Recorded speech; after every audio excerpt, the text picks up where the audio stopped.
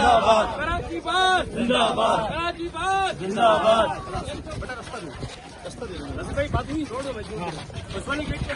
इन्होंने एक वीडियो बनाई थी, उस वीडियो में बुकला के खिलाफ इसने नाज़ेबा अल्फाज और इसने कहा था कि आपस में कीड़े मकोड़े जो निकलते हैं, जो डड्डू निकलते हैं बरसाती, इनको सीधा करना आता है।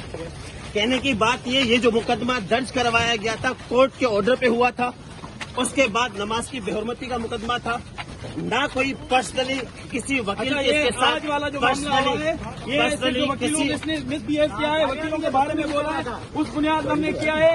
और हम इसको कराची की हमने मेहमान नवाजी बता दी है, हमारा भाई है। लेकिन वकील कोई भी वकील बताए कराची वकील के बारे में बोलेगा तो ये असर होगा, ये अलग ले रहा सबके लिए।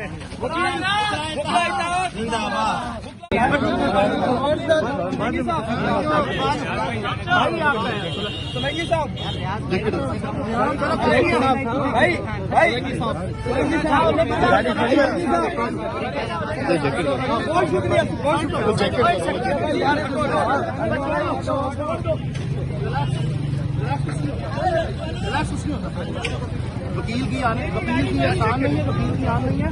कोई भी किसी के साथ बेदरकारी का मसला हो, इंसान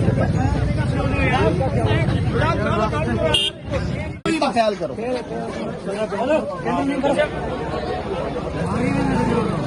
सामने देखो यार, ना